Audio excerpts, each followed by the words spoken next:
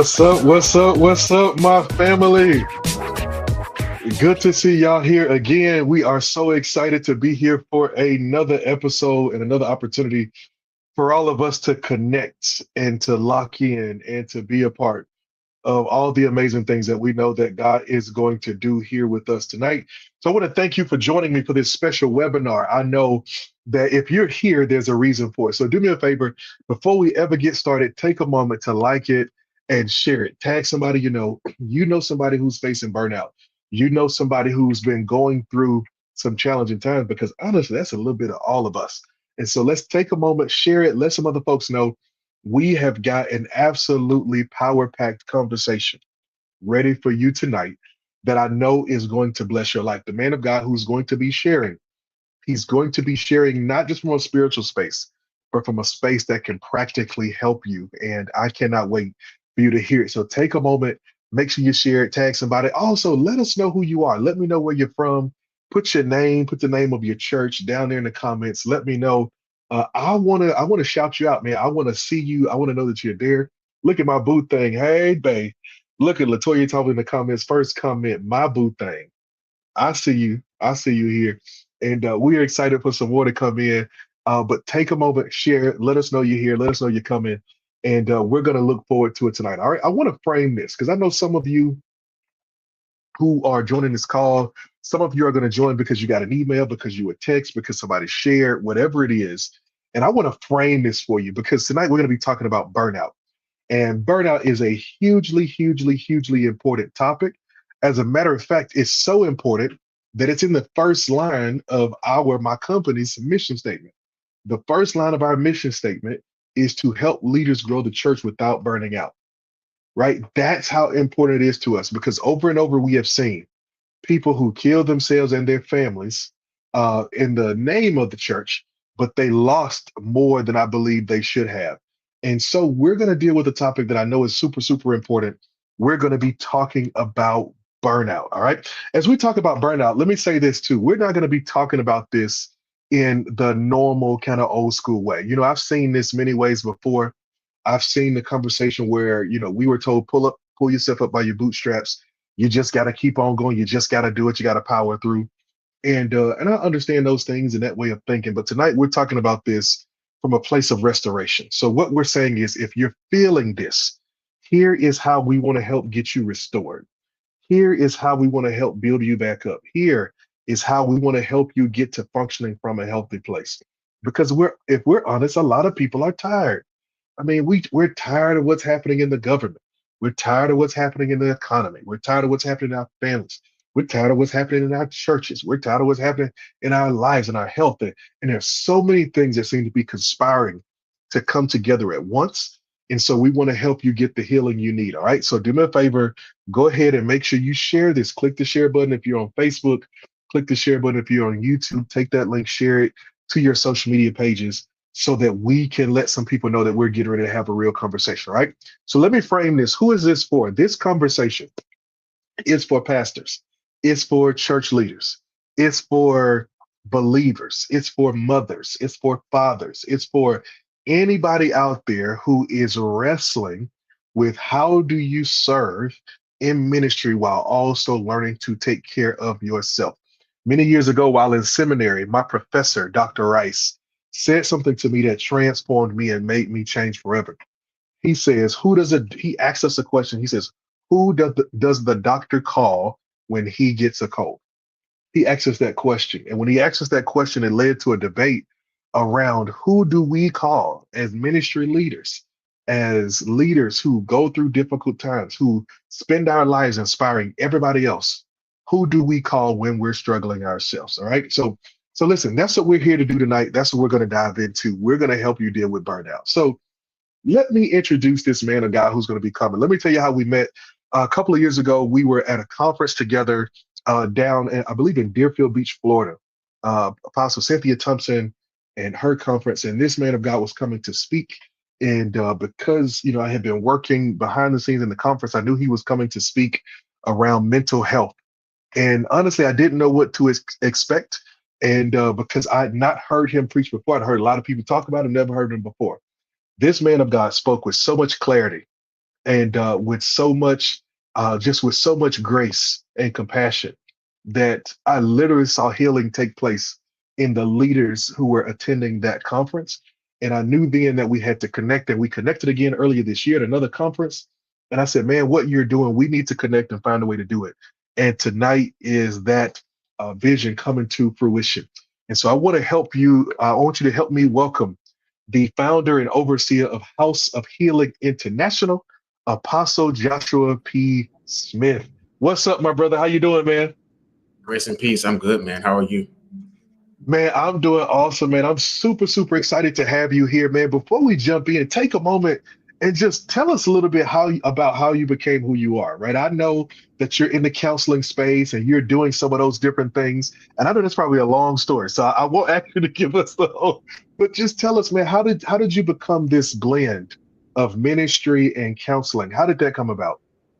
Wow. So, first of all, I want to say thank you for having me on this platform this evening. It is absolutely a passion of mine to help leaders heal, not just people, but leaders. So, I'm very Mm, honored to be here. I started this blend actually back in undergrad. So, back in the mm, early 2000s, I was attending undergraduate school, and I started out majoring in music. And then something happened, and I ended up transitioning to psychology, which was always a love of mine. I've always been mm, interested in psychology and in counseling. But as I went through the program, and even as I started my master's program, Holy Spirit literally began to, in the classrooms, begin to open my eyes to see how this conversation from a psychological standpoint could be tethered to theology. So that's kind of how it mm. I started in around 2011 at my home Wow. church. I'm preaching sermons that were integrating what I was learning, and Holy Spirit just guided me from there. He's been showing me the way ever since. Wow, that is phenomenal. I'll tell you a funny thing. My first undergrad major, psychology. Wow. That was the first major I chose, and I'll never forget. I was in one of my classes having a conversation, and some girl, I don't even know who she was, and I let her talk me out of what I wanted to do. But she Wow. came in and said, you can't make no money in psychology unless you go all the way to your PhD. And so she was like, if you ain't going to your PhD, you need to. And I was like, nah, man, I ain't doing that. And so I went and changed my major just like that. Okay, okay. So just like that, I'm sitting there like, man, this is what I want to do. I was like, nah, let me switch. And I end up switching the business and going from there. So let's jump into this conversation, man. I know you do a lot of work with church leaders. You got a network, you're pastoring a church, you're speaking all across the country, all across the world. When it comes to leadership in the church, in the church as a whole, what are you seeing right now as it relates to mental and emotional health and particularly spiritual fatigue? What kind of patterns are you seeing in the church? Yeah, so I'm seeing patterns that can be traced back to 2020. So that's kind of Mm, what I'm dealing with now. And I call it post COVID, just post COVID burnout, because people are pastors, church leaders. They're trying to catch up and keep up. So mm, even though the world shut down and didn't stop moving, the needs of people changed, systems changed, governments changed. There was a whole lot of mm, change going on, but people are still trying to catch their breath from what happened during the pandemic. And so, just as leaders are people are trying to do that, leaders are trying to do it as well. So that's really the trend that I'm seeing, and helping leaders to make that connection. Like, hey, what you're encountering might be because of the way that you had to move and to pivot during the pandemic. And then your personal issues. I've dealt with leaders mm. who buried their entire families, who've buried multiple members of their church and never really took time to stop and deal with that. And so all of that piles up and it contributes. And so even 4 or 5 years later, we're seeing the results just now. Wow, that's heavy. You said you trace back to 2020, and that's good, post-COVID. I hear a lot of pastors say, man, I'm still trying to catch my breath from the pandemic. I Mhm. feel like I'm still trying to recover. My church is still trying to recover. I kid you not, because we started talking about this topic with our group, our network, earlier about a month ago. And as we start talking about this, I started paying attention to the calls that I was doing with pastors. And I'm of the thought that about 70% of pastors I talk to who are just looking for some help, looking for, typically something around church growth, about 7 out of 10 of them often mention fatigue that goes back to COVID. So to Hmm. hear you say that has literally just validated what I've seen over and over. But here's a question I have. All of us went through the pandemic. If we're alive today and we're leading and we're here, we all went through the pandemic together.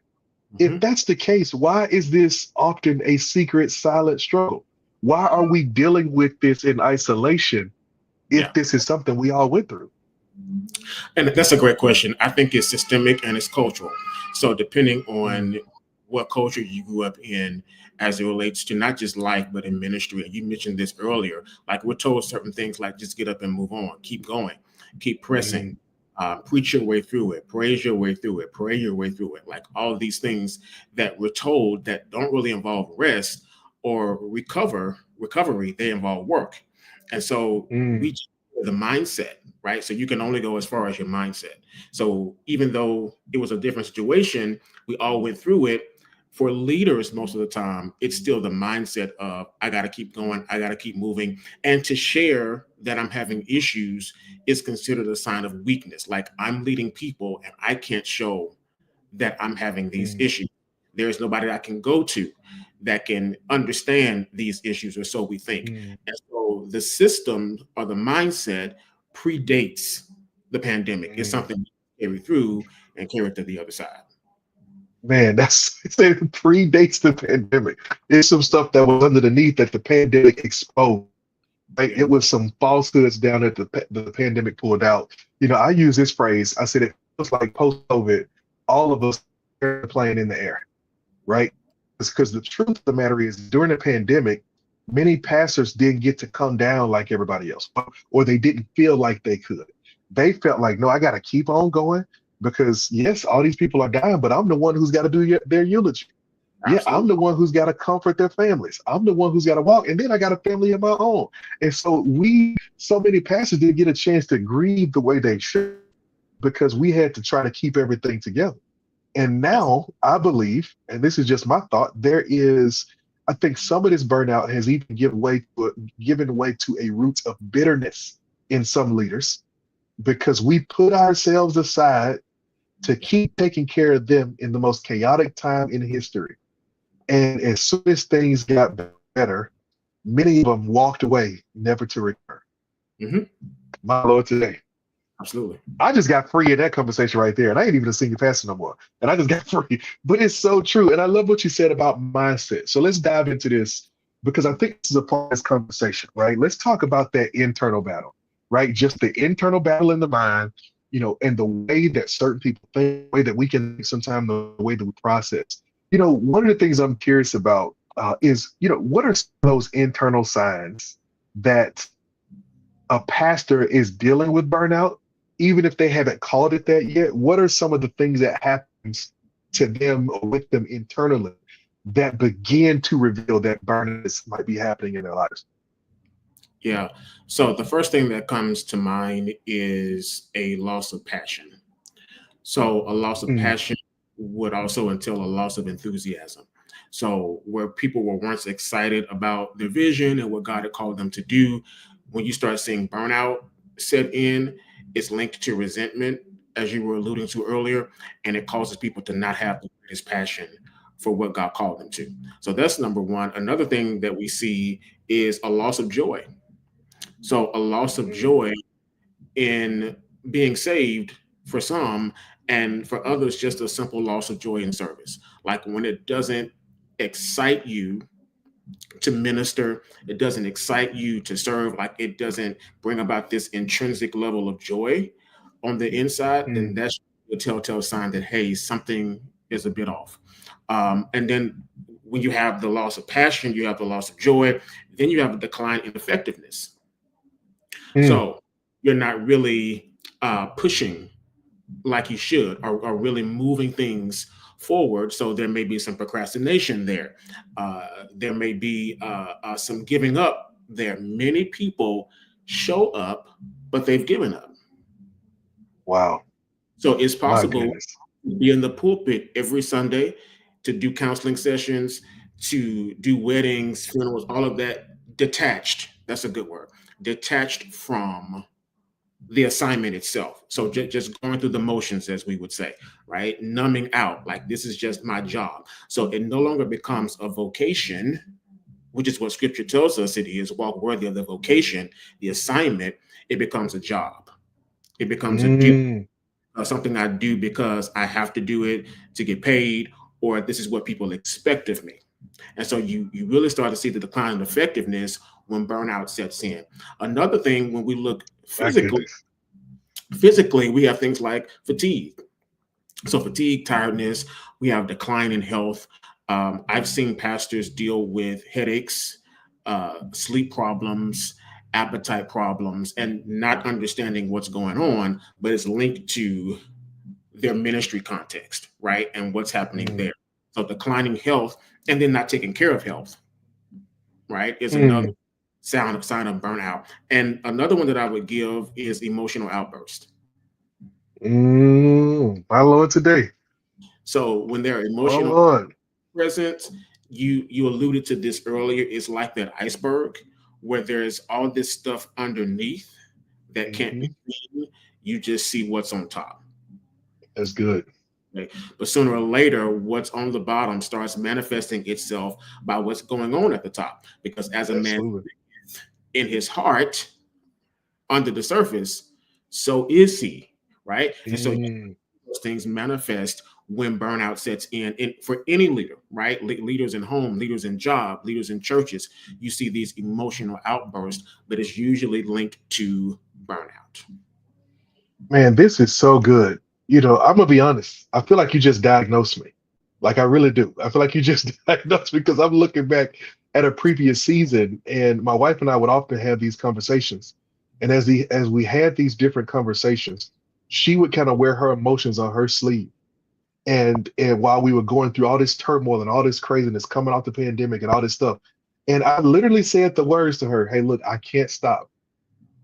I gotta keep going because if I don't, our life falls apart. If I stop, we don't eat. If I stop, we don't have a roof over our head. If I stop, we don't get blah blah blah." And in that season, like you said, I went through those changes. I had headaches. I Mhm. was tired. I got frustrated. I didn't burst at the people, but I got frustrated. I gained more weight than I ever gained.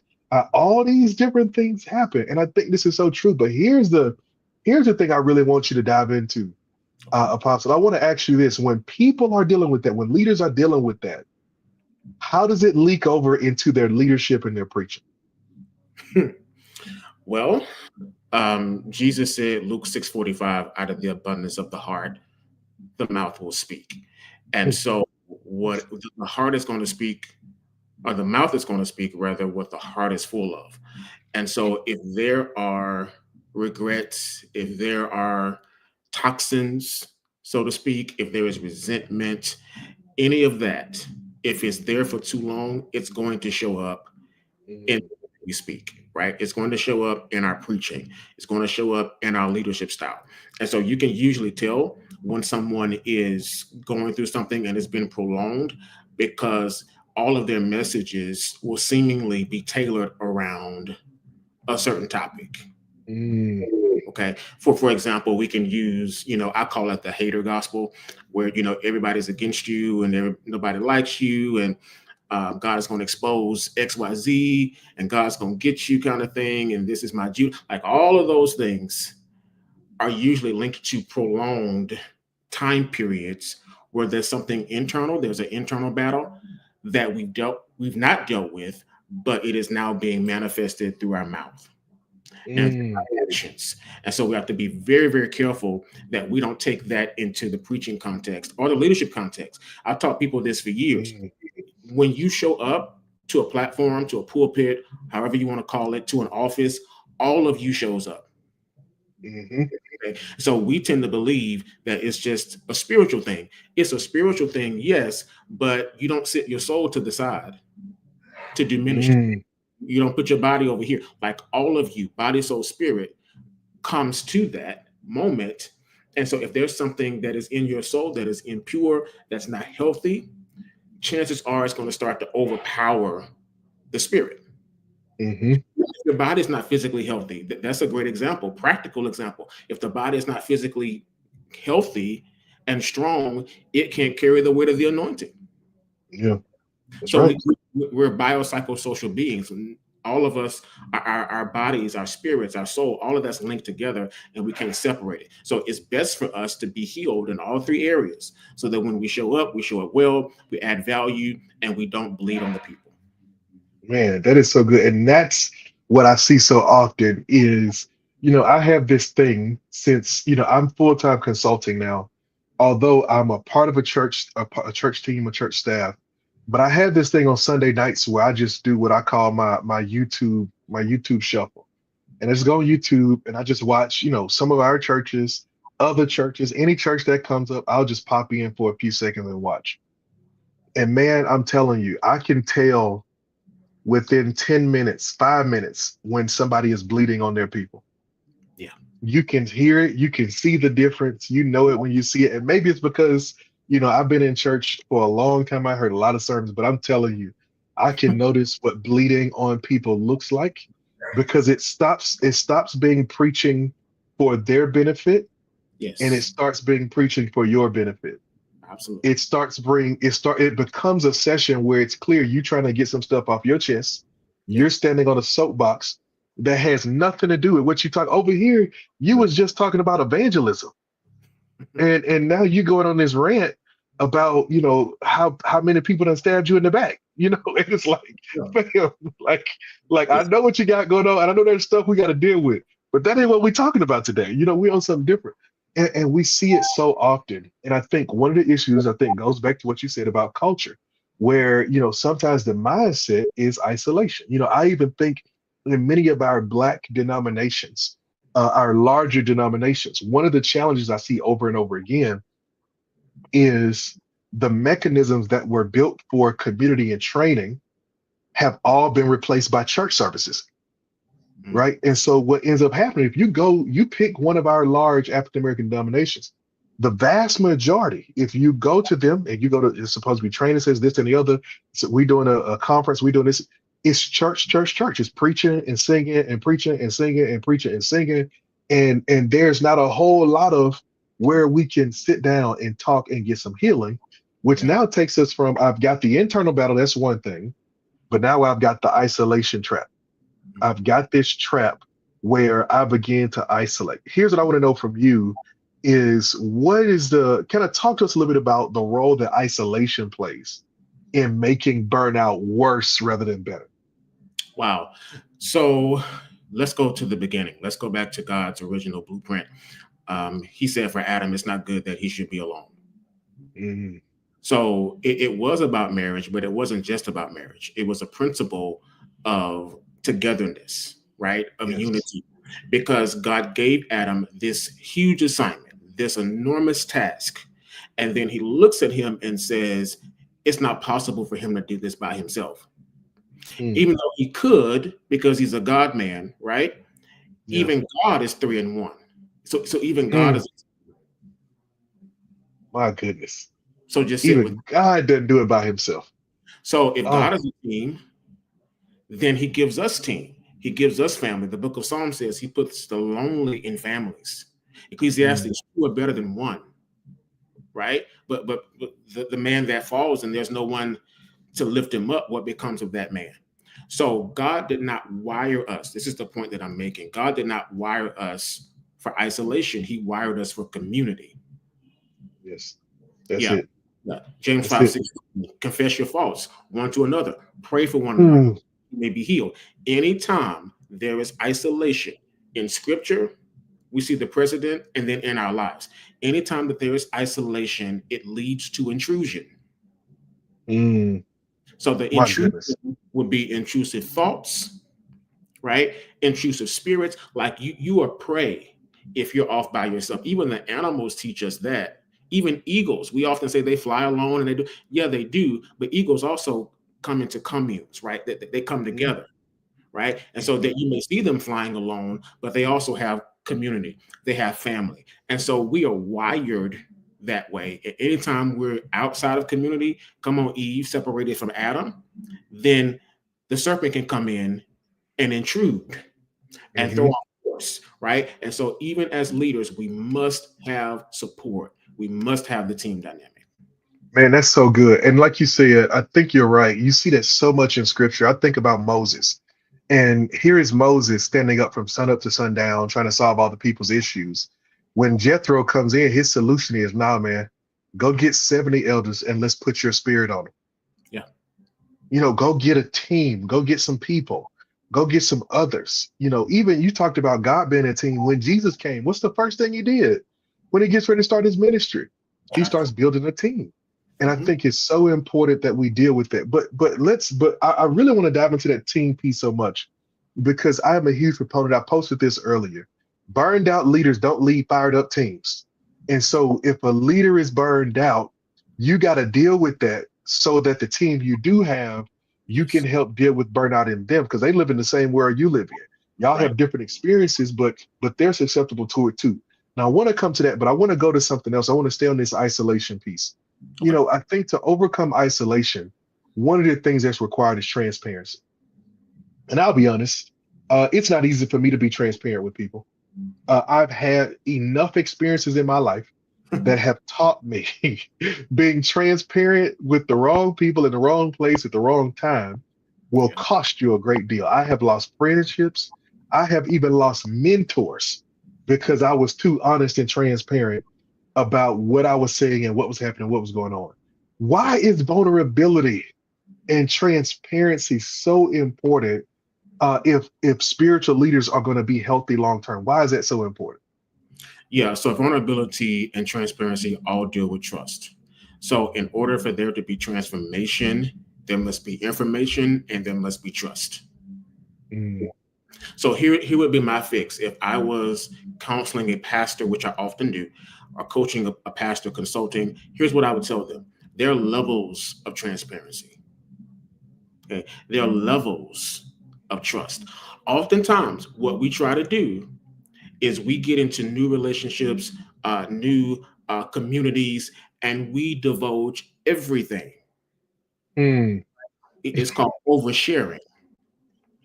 Everything. So at this big age, whatever your age is, right? That you're at this big age, we should understand you can't tell everybody everything. You sure cannot. There are levels of transparency, levels of trust. There are even levels of friendship. Everybody's not your best friend, but that doesn't they can't be a friend. Yes. So for my life, for example, I just taught on this. We did a men's event in New Orleans a couple of weeks ago, and I taught on this. Like for my life, I've staffed my life with various friends. So I may categorize them based on what they can handle. Right. So they're and I told them in a joking way, like they would all have to get together and give their piece of what I've given them in order to make the complete me. Does that make sense? Like absolutely. Right. But that's because different people have different levels of capacity. So I know who I can trust with what. It doesn't mean that they're not trustworthy. It just means I don't want them in this space, or they're not the best fit for this space. So I don't share this problem with them. I don't share this issue with them. I don't share this good news with them because they can't handle it. They're not at that place right now. And so in our lives, we have to learn to not cut people off because we love to do that, right? But I don't cut people off. I just reposition them. Yeah, that's good. So if you want row, you may be on the back row now. You're here for a reason, right? You may be in the parking lot, but you're not on the front row anymore. Like I just reassigned you based on your capacity. And so if we want to good transparency and we want to trust people, don't give them everything. Don't overshare. Measure people as they are and what they can handle. Man, that's so good. And man, this is so helpful because I mean, so much of what you're hearing, there's so much alignment in I think what we've been teaching and talking about. I like to use this biblical framework from Jesus's life and ministry. I noticed these 6 groups of people that Jesus encountered: 5,572, 12, 3, and 1. Right? The 5,000, the 500, the 72, the 5,500 for sure are people Jesus ministered to. He was reaching them. The 72 and 12 are people that he was doing life with, was raising up. And the 3 and the 1 were kind of part of his inner circle. You've got to learn how to categorize who's your one. For Jesus, it was John. When everybody else left, he was at the foot of the cross with Mary. Yeah. You come up to his three, Peter, James, and John. You come up to his 12, you got the original apostles. Come up to his 72, the ones he sent out to go and serve and who shared the mission with him. The 5,000, the ones he showed him to post-resurrection. The 500, the ones he served. He gave them, they got from him. He never got nothing from them. You got to know, one of the worst mistakes that I've seen leaders make in ministry is putting somebody in their three who should be in their 5,000. Mm-hmm. And we have got to learn how to properly categorize where people can fit in our lives of ministry, because we do need people we can be transparent with. I believe this is the reason for the rise of fellowships and networks. We Yes. need communities that don't just add status to us, Mm-hmm. don't just give us a conference to go to or a Yes. congregation to go to. We need people in our lives. We need communities where we can connect with peers, but also be stretched by leaders who can challenge us to come up. And I'm Absolutely. telling you, I prefer to to share up and pour down. That's kind of how I roll it. Is that I Mm-hmm. share up to people who can handle it because they don't need something from me. The Right. people who are it's hardest to be vulnerable with are often the ones who need the most from you. And Mm-hmm. because they depend on you so much, they take a different look at what you're going through, and you have to be really careful about that. So, Yeah. so let's keep going in this conversation. I want to kind of start to bring this around. We're already past the halfway point, and we're coming to land the plane. I want to talk about healing, right? We've talked about what it looks like when we got the mind stuff and the isolation and all these different things. But now, how do we start to move towards healing? I'm curious that if a leader is burned out, all the stuff you talked about, right? You sit there and diagnose me in public.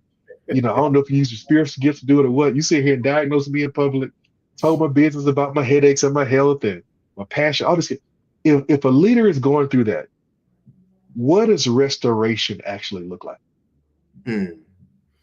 Well, first I would say the restoration looks like acknowledgement. So Mm, if a leader is watching this now and they're like, man, I checked some of those boxes, like I feel like that's talking about me. The first step to healing is self-awareness. And so if you don't admit that you need some help, you don't admit that you're sick, you won't get well. mm, Even Jesus said, like, the well don't need a physician. I didn't come for the well. I came for that's those good. that are sick. And so when we put on and we pretend to be well and we pretend to be okay, then what we're doing is blocking our own healing.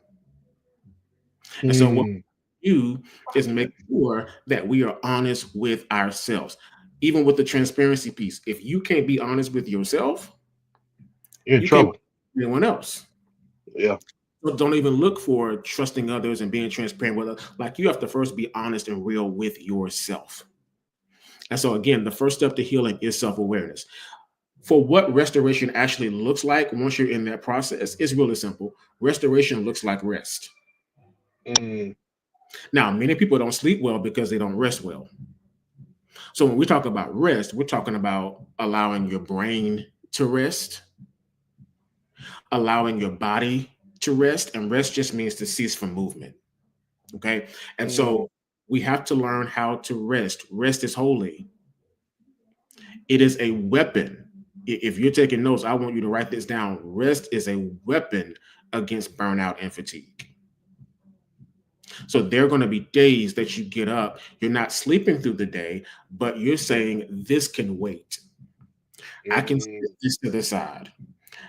No matter how pressing it is, like, I can categorize what the top 3 or 4 things I need to do for this day. But if it's something that can wait, I'm going to let it wait. As leaders, especially apostolic and prophetic leaders, we're used to the go. We're used to go, go, mm, go, go. And we become these machines, mm. these human doings, and not human beings. My goodness, that's so good. So we work, work, work, work, work. We forget to rest. Okay. And so Mm, restoration looks like rest. Mark 6:31. You mentioned the different levels for Jesus, and you talked about the 5,000. But I want to give you something here. In Mark 6:31, I talk about this often. Jesus sends the original 12 out, including Judas. He sends the original 12 out. And then include. another conversation for another day. He sends them out with power. He sends them out with authority. If you read Mark chapter 6, they come back and they're excited because the demons are subject to them. Sickness is gone, right? People are being healed. People are being delivered. All these things are happening. They come back to Jesus and they give him a report. They're reporting to him like he don't know the anointing works. And as if he would be impressed. I think that's what they were looking for him to be impressed by what he gave them. He'll never be impressed by gifts he gave us. Mm. So if you read around verse 30, 31, Jesus never even acknowledges their good works. He never praises them. He never even mentions it. What he says to them is, come away with me and rest for a while. And if you read the verse, the end talks about, for he knew, he perceived that they had not even eaten yet. So they were so busy working and moving and doing the ministry that they didn't take care of the other part of them, which is their physical self. So he's like, hey, come away, rest for a while. Now, if you start reading into verse 32, verse 33, you'll see something somewhat strange happening, that as they begin to launch out and they begin to try to get some rest, there's a crowd of 5,000 plus that meets them on the other side. What am I saying? Jesus, in his wisdom, said to them, rest, because there's another leg of this assignment ahead. So you may have ministered to 10 people in a village. We got 5,000 coming up. So in between your 10 and the next assignment, I need you to rest. My goodness. So he gave them a brief moment to rest because he knew what was coming next. And so restoration looks like rest. David said, Psalm 23:3, he restores my soul. Restore us to bring back, restore us to recover. So if you're dealing with those signs of burnout that we talked about, that means you've lost your soul, which means you've lost yourself and just going through the motions. But David said, hey, I'm a shepherd, but the Lord is my shepherd. Yeah. So what I need to do is get in his presence, calm myself down, let him restore me, let him put some new oil on me so that he can bring my soul back to me. That's so good. My goodness. Like Lord help me.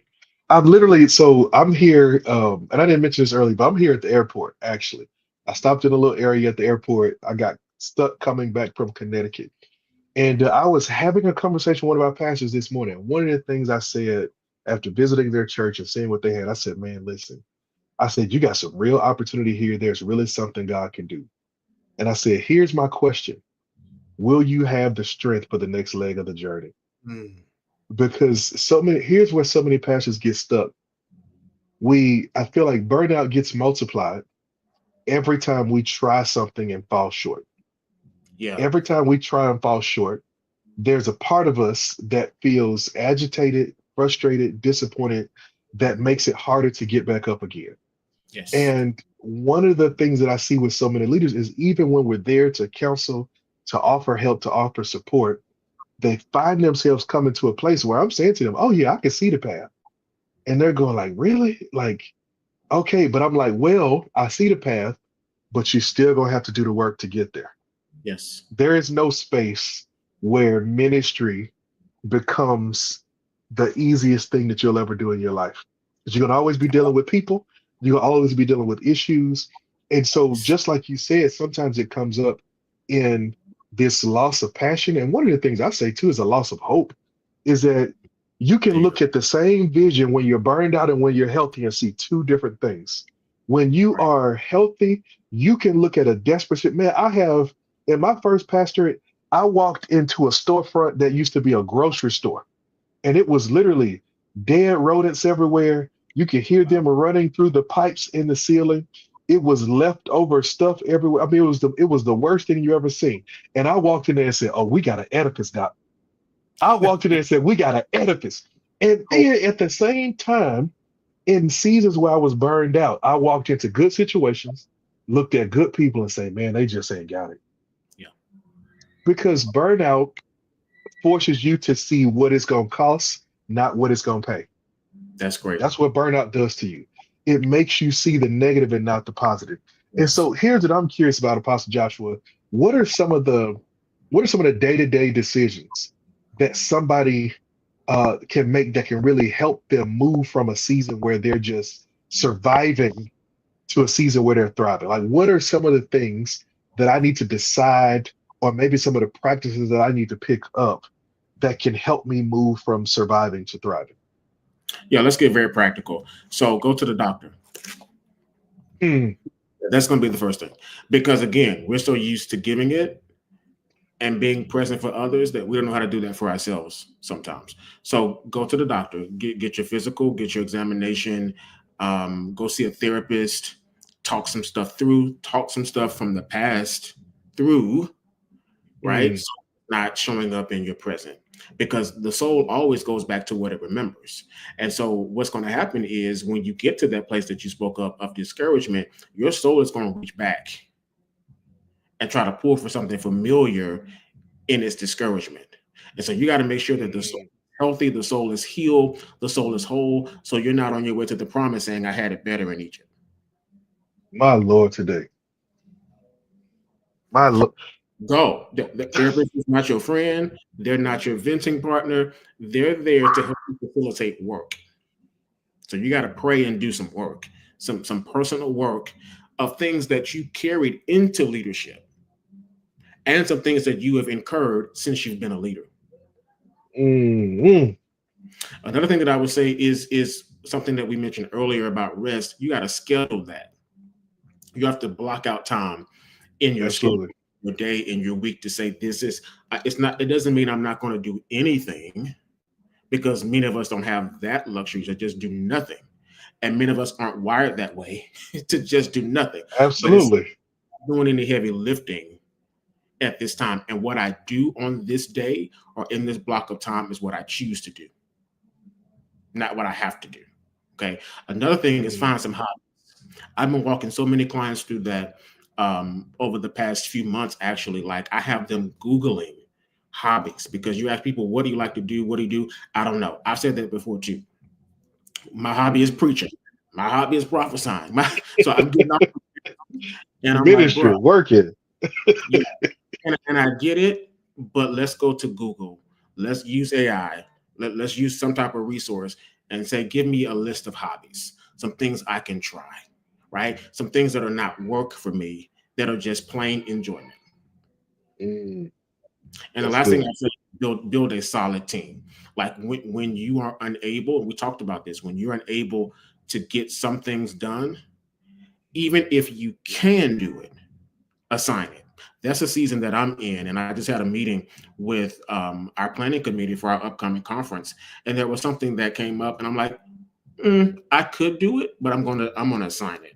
I'm gonna delegate it, Mhm. because I need to Absolutely. stay in this specified lane so that I can be my best self over here as the host and a speaker. I'm not getting involved in the Yeah, minutia, right? In the minor details. that's good. Even though I can, I'm an administrator at heart. I can do it. I have capacity to do a lot of things at once. It doesn't mean I should do a lot of things at once. Absolutely. Man, that is so good. Man, you got so many things that I want to jump on that just really tagged me, but I know our time is coming up.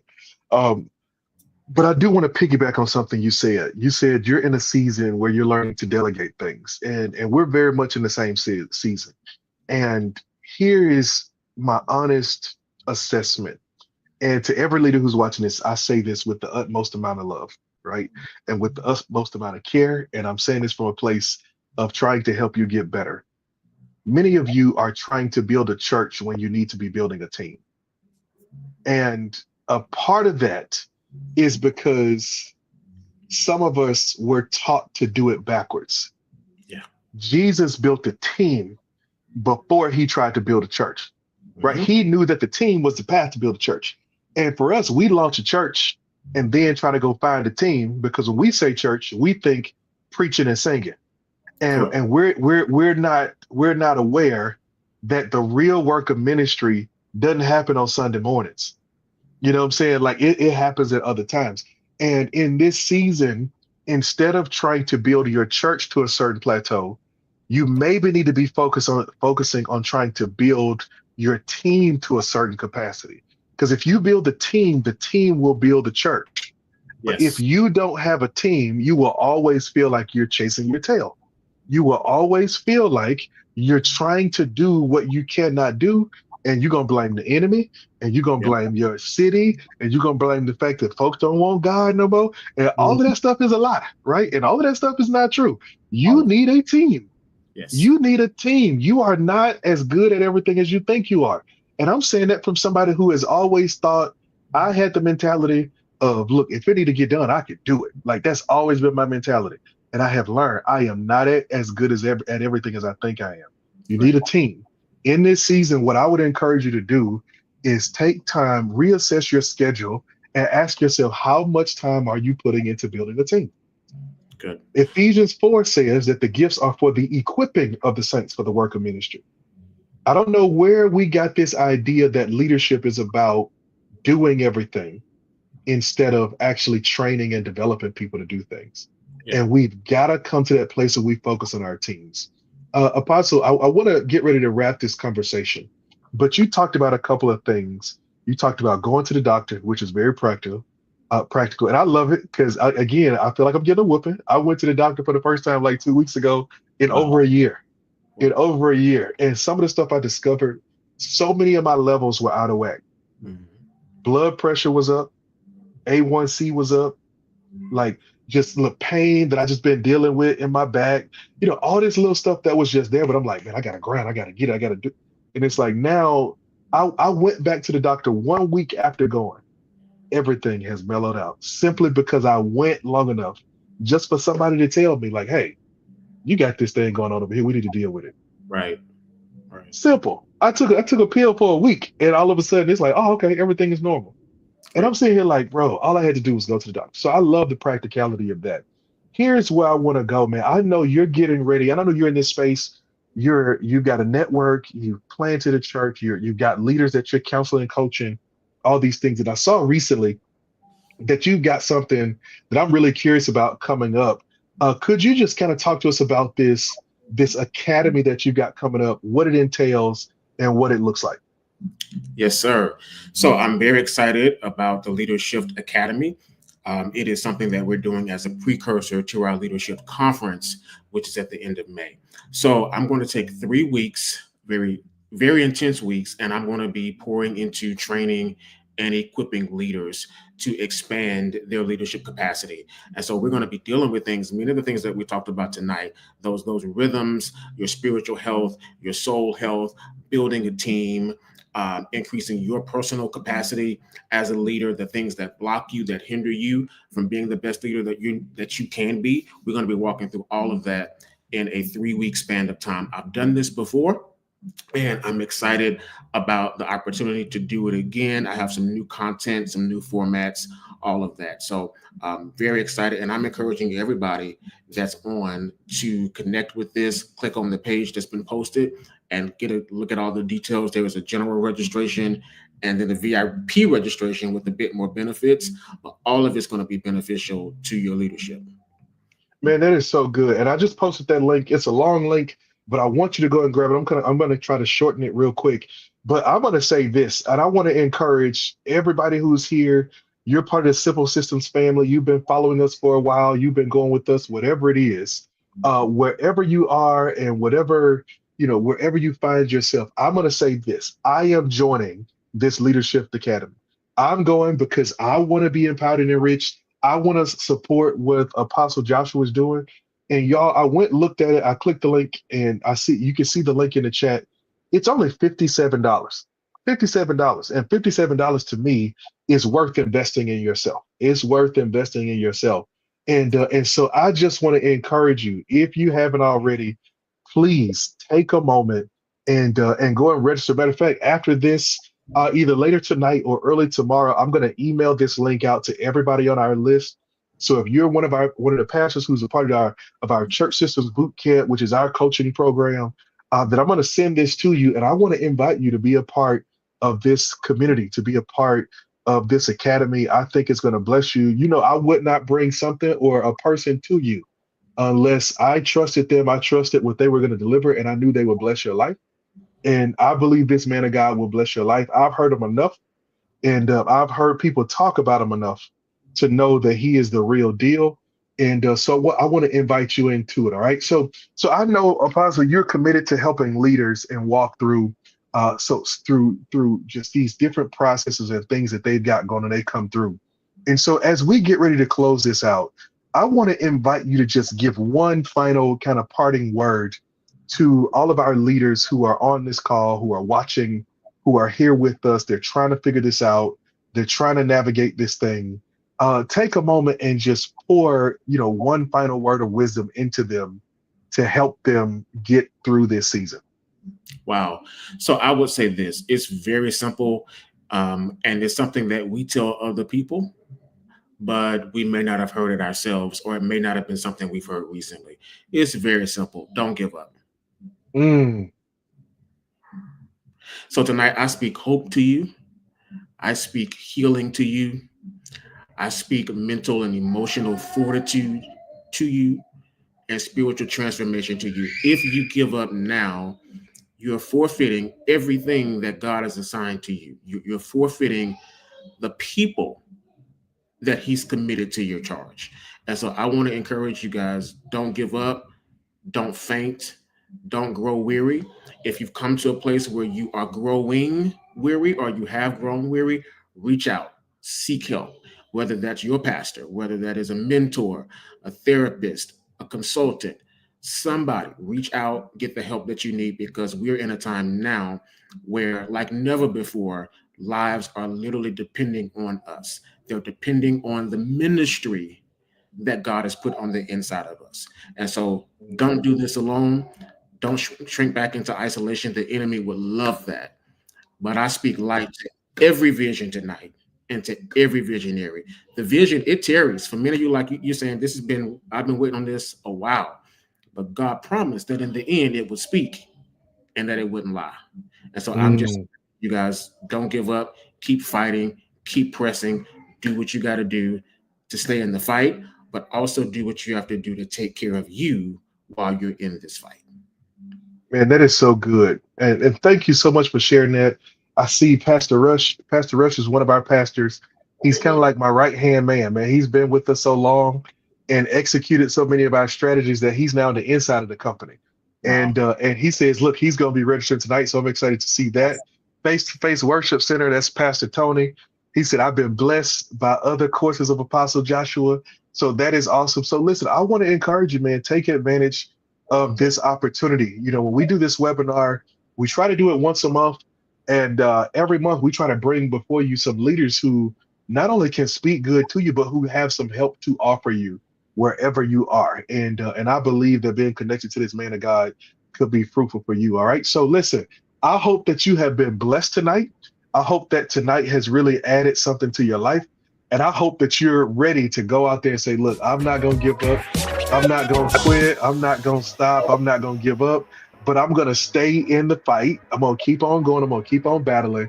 And I'm going to see God do what he has called us to do. All right. Listen, we love you. We appreciate you. We look forward to seeing you next time. Until next time, God bless, stay in the fight, and keep the gears turning. Peace.